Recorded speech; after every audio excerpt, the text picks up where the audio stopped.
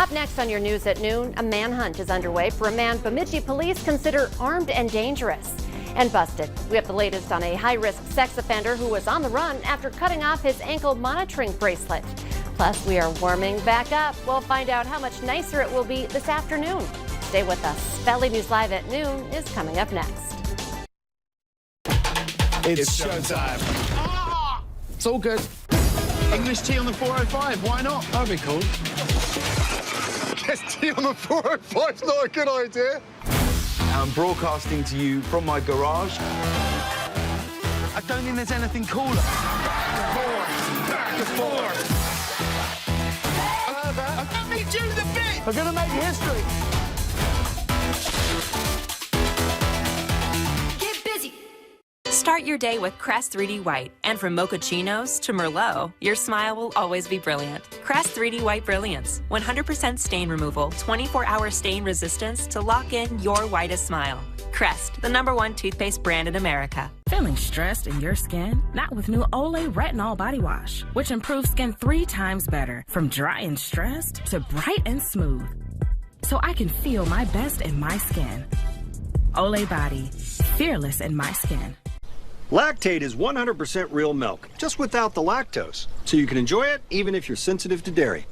So anyone who says lactate isn't real milk is also saying Mabel here isn't a real cow. And she really hates that. Allergens are little terrors all around us, sometimes even in our clothes. Take them on with All Free Clear. Its powerful clean removes tough stains and 99% of top allergens. All Free Clear, the #1 doctor-recommended brand for sensitive skin.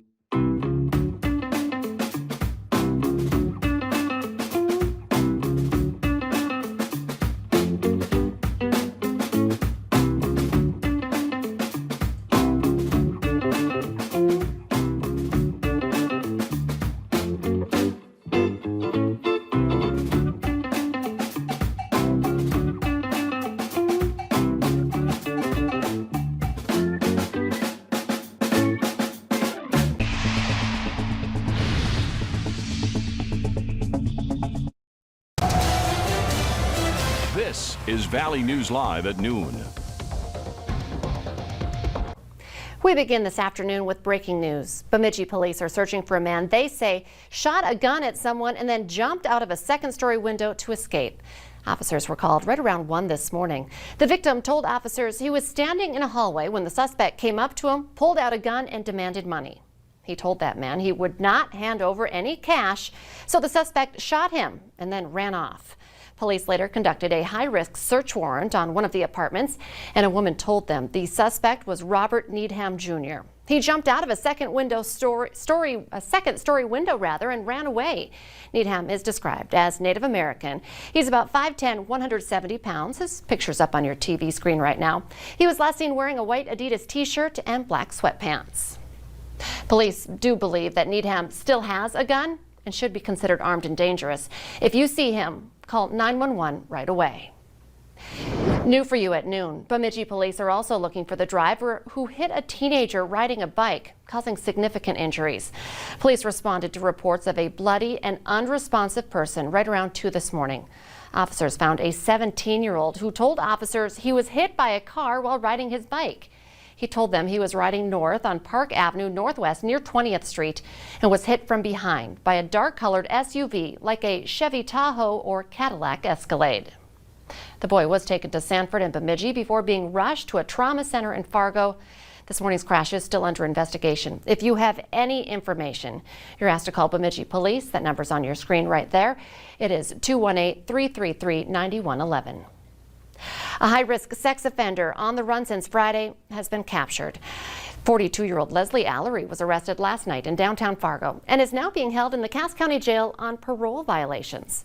Allery is convicted of sex crimes against a teenage girl out of Burleigh County back in early 2020.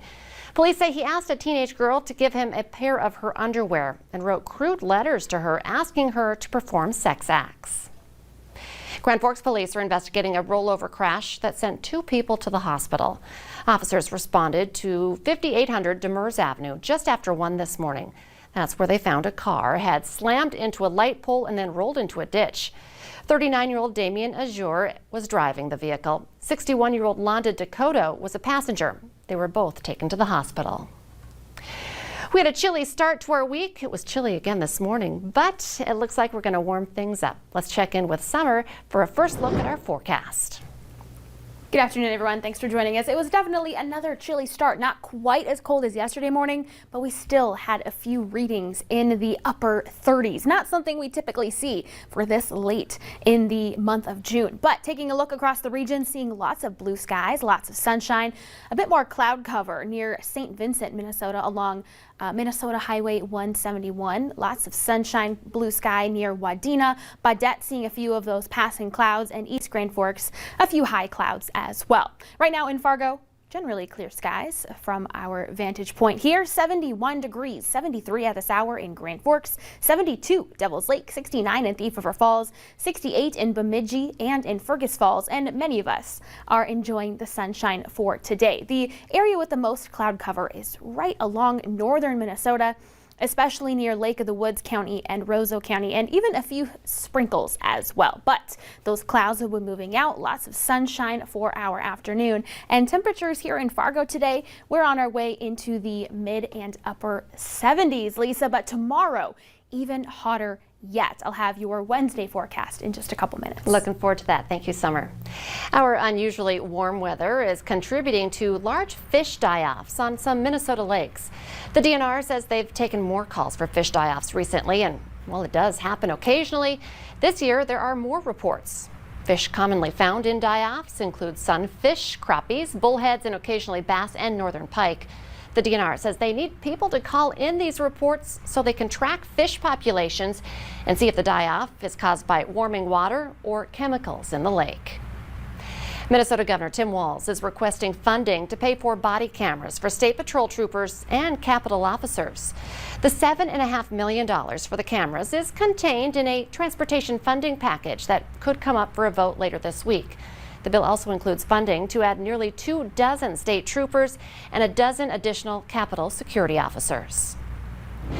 The Biden administration will likely miss its goal of partially vaccinating 70% of adults against COVID-19 by July 4th. Certain age groups, though, will hit the target Independence Day date. The head of the White House COVID response team will announce later today that 70% of Americans aged 30 and older have already received at least one shot. And 70% of those 27 and older will have at least one dose of a vaccine by the 4th of July holiday. The holdouts are Americans between the ages of 18 and 26, with the head of the response team expected to say it will take a few extra weeks for that age group to reach the 70% target. Organizations representing airlines and workers are asking the federal government to crack down on unruly passengers.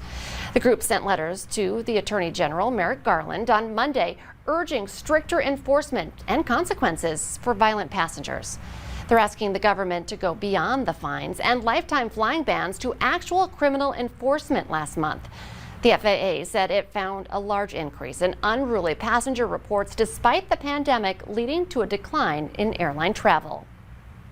Typically, the agency gets about 100 to 150 formal cases of passenger behavior that is bad, but the number of reported cases has jumped to 1,300 just since the beginning of the year.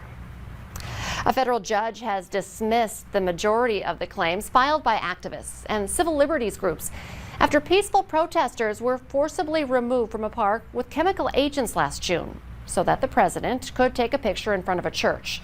The civil liberties groups and activists filed a series of lawsuits accusing the Trump administration and then Attorney General William Barr of violating civil rights. A judge said that it was speculative to accuse the Trump administration of conspiring with the Attorney General to violate the rights of protesters. The judge did, however, allow the claims against the Metropolitan Police Department and the Arlington Police Department, whose officers were involved in clearing the park, to proceed. Coming up on your news at noon, there's a nationwide chicken wing shortage. So one chain is saying, why not try the thigh?